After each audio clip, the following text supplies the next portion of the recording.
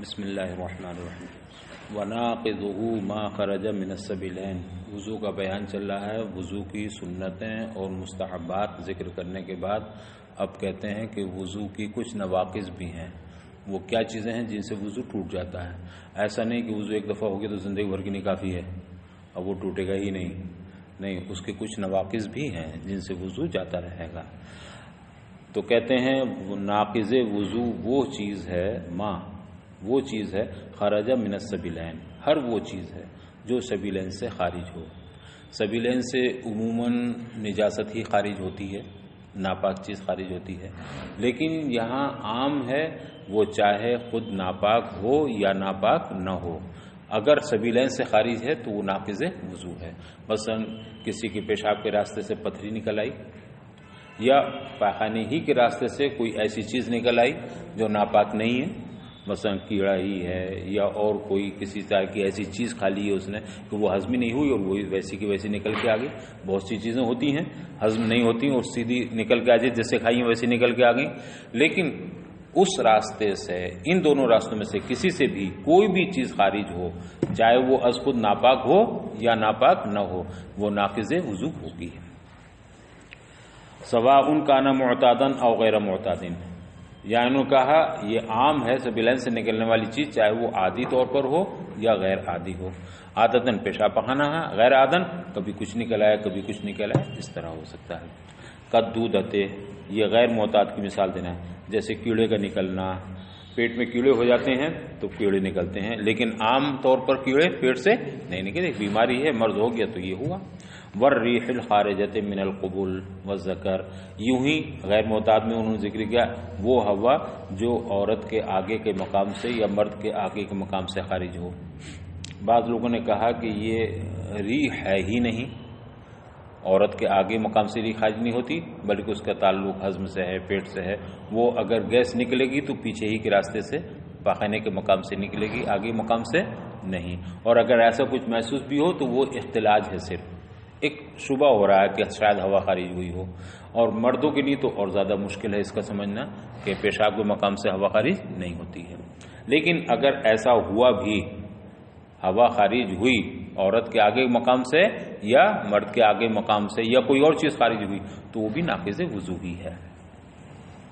کبھی ایسا ہوتا ہے کہ عورت کے آپریشن کے وقت آگے اور پیچھے کا مقام ایک ہو جاتا ہے، مان لیجئے اب ہوا خارج ہوئی تو وہ ہوا تو آگے کے مقام سے نہیں پیچھے کے مقام سے آئے گی، لیکن ایک شبہ ہو سکتا ہے کہ یہ ہو سکتا ہے آگے مقام سے ہو، یا آگے کے مقام سے آئی تو شبہ ہے کہ یہ پیچھے کے مقام والی ہو، تو اس میں بھی بہرحال اس کو اگر صرف آگے کے ہی مقام سے ہو تو ناقض نہیں، ہوا وغیرہ غیر مطابق، جیسے وہ ہوا جو قبل اور ذکر سے خارج ہو، اور اس میں مشائخ کا اختلاف بھی ہے، مشائخ حنفیہ کا، میں نے بتایا نا بعض لوگ کہتے ہیں کہ یہ ہے ہی نہیں بلکہ کیا ہے اختلاج ہے صرف، او من غیر ہی، یا غیر سبیلین سے کوئی چیز خارج ہو، ان کانا نجسن، اگر وہ غیر سبیلین سے نکلنے والی چیز خارج ہونے والی اگر ناپاک ہے، نجس ہے، سال الی ما یطہر، اور پھر ایسے حصے بدن کی طرف بہہ گئی جس بدن کے حصے کو یا بدن کے جس حصے کو پاک کیا جاتا ہے، اے موضعین یجب تطہیرہ فی الجملہ، یعنی ایسے حصے بدن کی طرف بہہ گئی وہ نجاست جس کی تطہیر فی الجملہ واجب ہے، فی الجملہ ضروری ہے۔ فی الجملہ کا مطلب یہ ہے کہ یا تو وضو میں واجب ہو یا غسل میں واجب ہو۔ دیکھیے بدن کے اعضاء تین طرح کے ہیں، ایک تو من کل الوجوہ اندرونی بدن ہے، ان کی کوئی حیثیت بیرونی نہیں ہے، ایک وہ بدن کے حصے ہیں کہ جو من کل الوجوہ ظاہری ہیں، اندرونی کو کوئی حیثیت نہیں، اور ایک وہ بدن کے حصے ہیں کہ من وجہ ظاہر بدن اور من وجہ باطن بدن، تو ایسے حصے جو من کل الوجوہ ظاہر ہیں، ظاہر سی بات ہے غسل میں ان کو دھونا فرض ہے، سر کے بال سے لے کر ناخن تک پیر کے پورے حصے بدن کا، پورے جسم کا دھونا، ایک ایک بال کا دھونا کیا ہے فرض ہے۔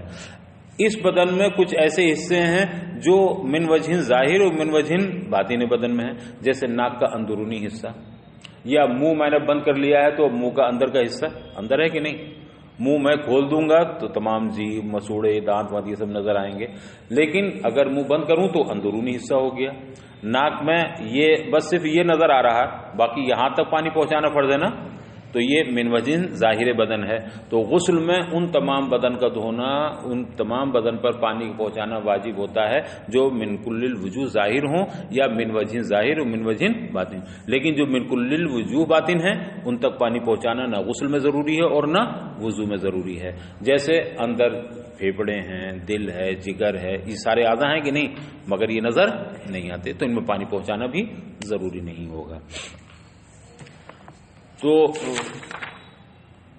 یا غیر سبیلین سے جو چیز خارج ہوئی اگر وہ نجس ہے اور بہہ گئی ایسے حصے بدن کے علامہ، اس عضو کی طرف بہہ گئی، اس حصے بدن کی طرف بہہ گئی، یطہرو جس حصے کو پاک کیا جاتا ہے، اے موضعین یجب تطہیرہ فی الجملہ، یعنی ایسی جگہ بدن کے اس حصے میں بہہ گئی جس کا فی الجملہ دھونا واجب ہے، خواہ وضو میں خواہ غسل میں، تو بھی وہ کیا ہوگا، ناقض وضو ہے. جیسے مثلا یوں رکھ لیجئے، پیٹ میں ذرا سا کوئی زخم لگ گیا، اب پیٹ میں جو زخم لگا یہاں سے خون نکلا، تو یہ خون کیسے حصے بدن سے نکلا ہے؟ وضو میں تو دھونا فرض ہے نہیں اس کا، لیکن غسل میں دھونا تو فرض ہے. اب یہاں سے ذرا سا بھی خون اگر نکل کر کے بہہ گیا تو اب یہ ناقض وضو ہے، آپ اسے بھی دھوئیں اور پھر دوبارہ وضو بھی کریں. اور امام شافعی کے نزدیک رحمۃ اللہ علیہ الخارج من غیر سبیلین لا ينقض الوضوء، وہ کہتے ہیں غیر سبیلین سے خارج ہونے والی کوئی چیز وضو کو نہیں توڑتی ہے. کہتے ہیں ناقض وضو نجس چیز ہوگی، اور غیر سبیلین سے خارج ہونے والی کوئی بھی چیز ہو، صرف سبیلین سے خارج ہونے والی ناقض وضو ہیں. غیر سبیل سے نکلنے والی، جیسے یہاں زخم ہو گیا، اب یہ غیر سبیلین ہے تو یہاں سے کوئی چیز خارج ہو، چاہے وہ پاک ہو یا ناپاک ہو. آدمی نے تھوکا، منہ سے تھوک نکالا، بتاؤ یہ غیر سبیلین سے خارج ہوئی کہ نہیں؟ تو تھوک غیر سبیلین سے خارج ہے، پاک ہے، ناقض وضو نہیں. کہتے ہیں اگر کوئی ناپاک چیز بھی نکلتی ہے تو بھی ناقض وضو نہیں. مثلا غیر سبیلین میں ہاتھ ہے، یہاں سے ذرا سا کوئی آپ نے چاقو لگا دیا، چھری لگا دی اور یہاں سے خون نکل آیا، تو یہ ان کے یہاں ناقض وضو نہیں ہے. اور ہمارے یہاں غیر سبیلین سے نکلنے والی چیز دو طرح کی ہو سکتی ہے، پاک اور ناپاک. اگر پاک ہے تو ناقض وضو نہیں، جیسے آپ نے تھوکا، یہ غیر سبیلین سے ایک چیز باہر نکل آئی، ناقض وضو نہیں. آپ کی آنکھوں سے آنسو نکل آئے تو آنسو ناپاک نہیں، لہذا ناقض وضو نہیں، حالانکہ غیر سبیلین سے نکلنے والی. ہاں غیر سبیلین سے نکلنے والی اگر ناپاک چیز ہے تو ناقض وضو ہے. آنکھ ہی سے، آنکھ دکھتے میں اگر پانی نکلا تو وہ پانی ناپاک ہے، لہذا وہ ناقض وضو ہوگا. یہاں سے خون نکل آیا تو ہے تو غیر سبیلین سے ہی، لیکن نکلنے والی چیز کیا ہے؟ خون، اور وہ کیا ہے؟ ناپاک، لہذا ناقض وضو ہے. وقولہ ان کان نجسا متعلق بقولہ او من غیرہ، اور ماتن نے جو یہ فرمایا کہ اگر وہ چیز نجس ہو، یہ غیر سبیلین والی بات چل رہی ہے. سبیلین سے تو جو چیز بھی خارج ہوگی ناقض ہوگی، غیر سبیلین سے نکلنے والی ان کان نجسا اگر ناپاک ہے تو کہتے ہیں ان کان نجسا متعلق ہے او من غیرہ سے، یعنی سبیلین سے نکلنے کے لیے قید نہیں ہے کہ وہ نجس ہو، بلکہ نجس ہونے والی قید کس کس چیز کے لیے ہے؟ غیر سبیلین سے نکلنے والی چیز کے لیے. والروایت النجس بفتح الجیم، اور فقہا کے یہاں جو لغت ہے، فقہا سے جو مروی ہے، وہ نجس دو طرح ہے، ایک تو بفتح جیم اور ایک بکسر الجیم، یعنی نجس اور نجس میں دو لغت. نجس اگر بفتح جیم ہے تو عینی نجاست کو کہتے ہیں، خود نجاست، جیسے خون نکلا تو یہ خون نجس ہے، لیکن خون جس کپڑے پر لگ گیا وہ کپڑا بھی تو نجس ہو گیا، مگر وہ نجس نہیں ہوا، وہ نجس ہوا، وہ ناپاک ہو گیا. تو خون نجس اور جس کپڑے کو خون لگ گیا نجس. اسی طرح سے پیشاب پخانا یہ خود کیا ہے؟ نجس ہیں، لیکن جن چیزوں کو لگ جائیں، یہ جس کپڑے کو لگ جائیں، جس برتن کو لگ جائیں، جس بدن کے اس کو ناپاک کر دیتے ہیں. تو یہ فرق ہے. نجس بفتح جیم وہ عین نجاست کو کہتے ہیں، اور رہا بکسر جیم وما لا یکون طاہرا، نجس اس چیز کو کہیں گے جو طاہر نہ ہو. کپڑے میں خون لگ گیا، اب کپڑا ناپاک ہو گیا، خون دھو دو گے پاک ہو جائے گا. ھذا فی اصطلاح الفقہاء، لیکن ہم نے جو فرق بیان کیا ہے یہ فتح اور کسرے والا فقہاء کے نزدیک ہے.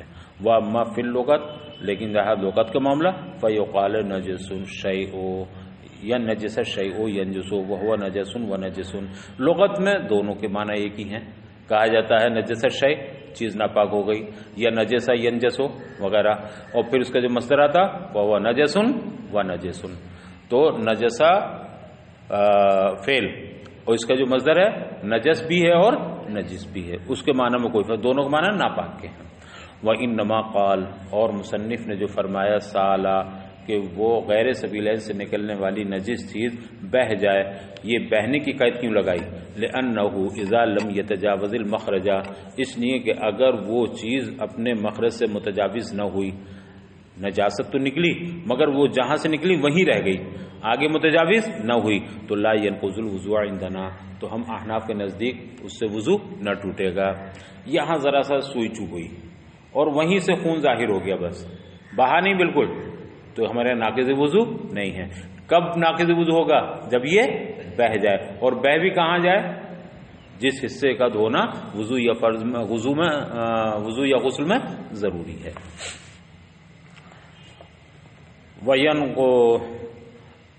اور مصنف نے جو سالہ کی قید لگائی اس لیے کہ جب وہ مخرج سے متجاوز نہ ہوگا تو ہمارے نزدیک ناقض وضو بھی نہ ہوگا۔ وَيَنْقُضُ عِنْدَ ظُفَرٍ، لیکن امام ظفر کے نزدیک اگر وہ بہا نہیں بھی ہے بس خارج ہو گیا تو ناقض وضو ہے۔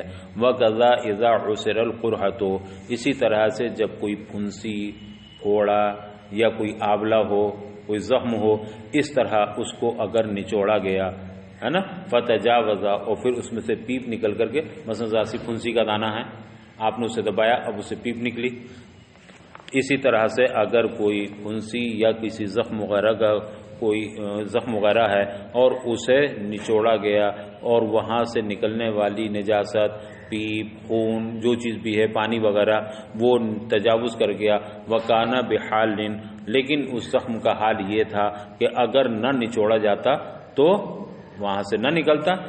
وَقَذَا، ایسے ہی اذا عَدَّ شَيْئًا، جب کسی چیز کو دانتوں سے توڑا، وَخَلَّلَ أَسْنَانَهُ، اور پھر یا اپنے دانتوں میں خلال کیا، او أَدْخَلَ إِصْبَعَهُ فِي أَنفِهِ، یا اپنی انگلی کو اپنی ناک میں داخل کیا، فَرَأَى أَثَرَ الدَّمِ، اور پھر اس نے انگلی پر خون کا نشان پایا، وَاسْتَنْثَرَ، یا اس نے ناک سن کی، ناک کو جھاڑا، ناک سن کی، فخرج من انفہ الدم، اور پھر اس سے خون نکلا، مگر وہ خون کیسا؟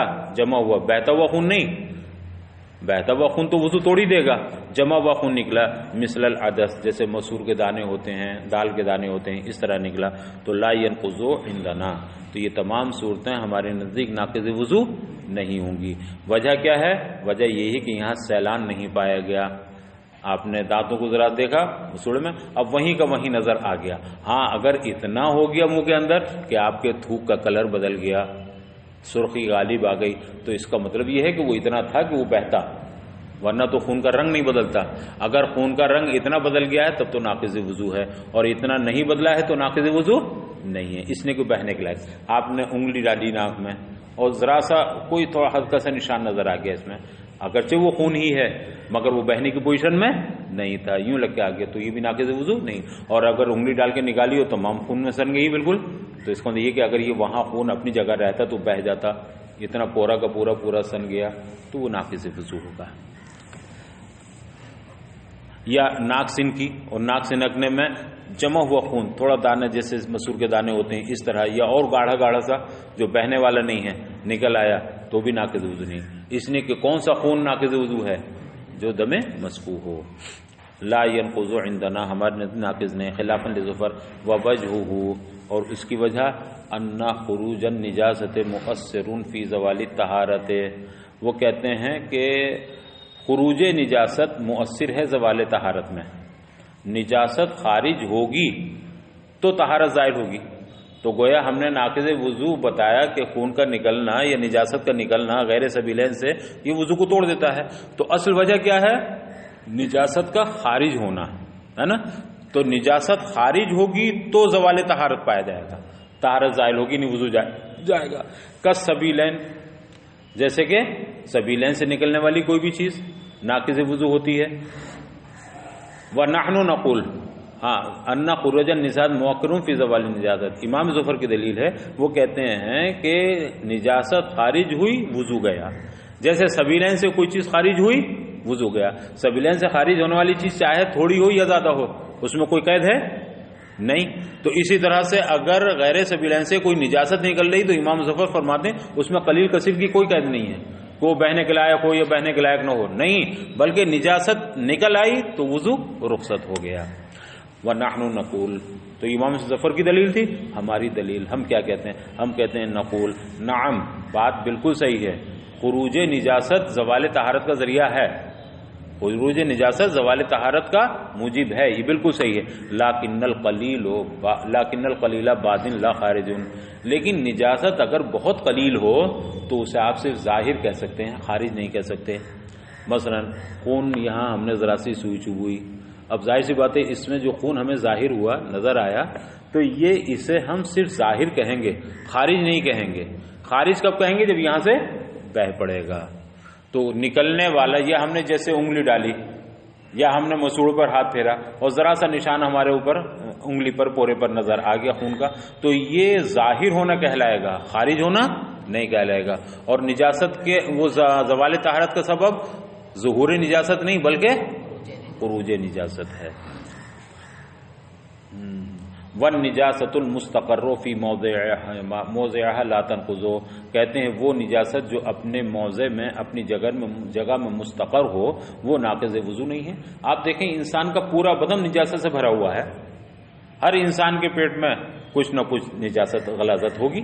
پیشاب جب بھی وہ کرے گا 2-4 قطرے تو نکل ہی آئیں گے, تو گویا اس کے پیٹ میں پیشاب ہے, ہر وقت ہے. یا چھوڑ دیجئے پیشاب پکانے کو, خون انسان کے بدن میں ہے کہ نہیں؟ جہاں ذرا سے ایک بلیڈ لگائے گا خون نکل آئے گا. تو پورا وجود, پورا جسم انسان کا نجاست سے بھرا ہوا ہے. اب ظاہر سی بات ہے صرف نجاست کا پائے جانا یہ نقض وضو کی دلیل نہیں ہے. تو جہاں نجاست اتنی ہے اگر وہ اپنی جگہ پر ظاہر بھی ہو جائے تو بھی وہ زوال طہارت کا سبب نہیں بنے گی. اب یہاں ذرا سا ہم نے سوئی کا نشان لگایا مثلا, یا جہاں ہم نے انگلی پر دیکھا ذرا سا نشان لگا ہوا ہے, تو یہ نجاست ظاہر ہے, خارج نہیں ہے. اور جب ظاہر ہے, خارج نہیں ہے, تو گویا اپنے موضع اور اپنے مستقر میں ہے. خون یہیں ذرا سا رہ گیا, اسی جگہ رہ گیا, تو جب اسی جگہ رہ گیا تو وہ اپنے مستقر میں ہے کہ نہیں؟ اور جب اپنے مستقر میں ہے تو اسے نجاست کا حکم نہیں. اس لیے کہ جب نجاست اپنے مستقر میں ہوتی تو پاک ہوتی ہے. آدمی نماز پڑھ رہا ہے, اگر اس نے ایک شیشے میں ذرا سا پیشاب لے لیا اور جیب میں رکھ لیا اور پھر نماز پڑھی, نماز ہوگی کہ نہیں؟ نہیں ہوگی. اس لیے کہ حاملی نجاست ہے. اس نے پیشاب شیشے میں لیا اور جیب میں رکھ لیا, اس شیشی کے جیب میں ہونے کی وجہ سے اس کی نماز نہیں ہوگی. اس لیے کہ ایک نجاست وہ یہ اٹھائے ہوئے ہے. وہ پیشاب سے اس کے کپڑوں میں ہوتا تب بھی وہی بات ہے, اس کی جیب میں رکھا ہے, بھائی کپڑے میں ہے تب بھی تو حامل نجاست ہے کہ نہیں؟ وہ اب شیشی میں کر کے جیب میں رکھ لیا تب بھی. کسی نے خون نکلوایا اور خون نکلوا کے اسے شیشی میں لیا اور شیشی کو جیب میں رکھ لیا, نماز پڑھی نہیں, نماز نہیں ہوگا, اس لیے کہ حامل نجاست ہوا. تو ایک شیشی میں آپ نے پیشاب لے کے جیب میں رکھا اور پھر نماز پڑھی, نماز نہیں ہوئی. کیوں؟ اس لیے کہ یہ نجاست اپنا مقام چھوڑ چکی ہے, اپنا مستقر چھوڑ چکی. اب نجاست کا اس کا حکم ہے تو آپ حامل نجاست ہوئے. لیکن یہی ایک شیشی کا, ایک شیشی سے زیادہ انسان کے بدن میں پیشاب ہے اور پھر وہ نماز پڑھ رہا ہے, اس کی نماز ہو رہی ہے. کیوں ہو رہی ہے؟ اس لیے کہ پیشاب جب تک اپنے مستقر میں ہے اسے ناپاکی کا حکم نہیں دیا جائے گا. وہ کس درجے میں ہوگا؟ پاک کے درجے میں ہوگا. آدمی پورے بدن میں خون کو اٹھائے ہوئے ہے, لیکن جب تک وہ اپنے مستقر میں ہے ناپاکی کا حکم نہیں. تو اب جو خون ذرا سا ظاہر ہوا ہے اسے ہم نے کیا کہا کہ یہ ظاہر ہے اور اپنے مستقر میں ہے, اور جب اپنے مستقر میں ہے تو نجاست کا خروج پایا گیا نہیں پایا گیا, لہذا اس کا وضو بھی نہیں ٹوٹے گا. اور نجاست اپنے مستقر میں, اپنے موضع میں جو اس کا مستقر ہے, لا تنقض, وہ نجاست ناقض وضو نہیں ہوتی ہے. قل تو شارح فرماتے ہیں میں کہوں گا کہ یہ دلیل غیر تام ہے, اس لیے کہ یہ دلیل اس کو شامل نہیں ہے. اذا غرزت عبرتن, جب سوئی وغیرہ سے کہیں کچھ چبویا گیا, فرتقدم, اور پھر وہاں خون ابھر آیا. شارح فرماتے ہیں کہ دلیل بھی کامل نہیں ہے, کامل نہیں ہے. کیوں؟ اس لیے کہ ایک صورت وہ ہے کہ کسی نے سوئی چبوئی اور سوئی چبو کے اب وہ نکل آیا باہر, تو اسے کیا کہیں گے؟ کہتے ہیں فرتقدم, اب اس سوئی چبونے کے بعد خون باہر آ گیا، خون ظاہر ہو گیا، علی راس الجرح، یہ خون کہاں آ گیا؟ زخم کے سرے پہ آ گیا، بالکل جہاں سوئی چبھوئی تھی، لیکن لم یصل، لیکن وہ بہا نہیں ہے، فإن الخروج هناك محسوس، حالانکہ یہاں خروج محسوس ہے، بالکل آپ اس کا انکار کر ہی نہیں سکتے۔ ظاہر سی بات ہے جب یہاں سوئی میں نے لگائی اور خون نکل کے آیا تو آپ کہیں گے کہ نہیں اپنی جگہ سے چھوڑ کے آ گیا، اسی کا نام تو خروج ہے، اگرچہ نہیں بہا ہے مگر خروج محسوس ہے کہ نہیں؟ محسوس کا مطلب بالکل آنکھوں کے سامنے کی چیز ہے، اسے زیادہ سمجھانے کی ضرورت نہیں ہے، عقلی دلیلیں لا کر کے تو دیکھ رہی ہے سامنے، تو یہ بالکل محسوس چیز ہے، ایک دم واضح ہے۔ مع ذالک لا ينقض عندنا، اس کے باوجود کہ ہمارے نزدیک یہ خون ناقض وضو، تو اس کا خروج بالکل محسوس ہے۔ وقد خطر ببالی وجہ حسن، اب شارح فرماتے ہیں میرے دل میں ایک بہترین جواب اس کا آیا ہے، ایک اچھی وجہ میرے ذہن میں آئی۔ سوال سمجھ میں آیا کہ نہیں؟ کہ یہ سوئی جو چبھوئی جو خون نکل کے آیا تو محسوس یہ ہو رہا ہے، دیکھ یہ رہا آنکھوں سے کہ یہ تو خارج ہو گیا، اپنی جگہ چھوڑ کر آ گیا، اور جب خارج ہو گیا تو خروج نجاست پایا گیا، لہذا وضو چلا جانا چاہیے، حالانکہ آپ کہتے ہیں کہ وضو نہیں گیا، تو اس کا جواب میرے ذہن میں جو ہے وہ یہ ہے، سنیے وہ ہوا، اور وہ جواب جو نہایت عمدہ ہے جو میرے دل میں آیا، خطرہ بے والی میرے ذہن میں میرے دل میں آیا، وہ یہ ہے کہ انہ لم یتحقق خروج النجاست، آپ ذرا غور تو کیجئے، یہاں خروج نجاست پایا ہی نہیں گیا ہے۔ آپ نے کہا خون نکل آیا، تو یہ خون نکلا ضرور ہے مگر یہ خون نجس ہے ہی نہیں، یہ خون نکلا ہے، یہ خون نجس ہے ہی نہیں۔ نجس خون کون سا ہے؟ دم مسفوح، اور یہ دم مسفوح نہیں ہے، ارے بہے گا تب نہ مسفوح ہوگا یہ، اور ابھی تو صرف سرے پر ظاہر ہے، لہذا جب سرے پر ہی ہے یہ ابھی اپنی جگہ تو اسے اپنے موضع میں ہی مستقر کہا جائے گا، اور جب نجاست اپنے مستقر میں رہتی ہے تو اسے ناپاکی کا حکم نہیں دیا جاتا۔ تو یہ جو ذرا سا ابھر کے آیا ہے، جو ذرا سا چمکا ہے، یہ اپنے مستقر میں ہے، اپنے محل میں ہے، لہذا اسے نجاست کا حکم ہے۔ تو سیدھی سی بات یہ ہے کہ ہم خروج نجاست مان ہی نہیں رہے ہیں، اس لیے کہ نجاست کب ہوگی اس میں؟ جب مستقر سے یہ ہٹے گا، اور وہ یہ ہے کہ لم یتحقق خروج النجاست، نجاست کا خروج متحقق ہی نہیں ہوا، لأن ھذا الدم غیر نجس، اس لیے کہ یہ خون کون سا والا جو صرف ظاہر ہوا ہے، بہا نہیں ہے، اپنی جگہ نہیں چھوڑی اس نے، یہ خون جو صرف ظاہر ہوا ہے یہ غیر نجس ہے، بل النجس هو الدم المسفوح، بلکہ نجس کون سا خون ہے؟ جو دم مسفوح ہوتا ہے، اور یہ دم مسفوح نہیں ہے، لہذا ناقض وضو بھی نہیں ہوگا۔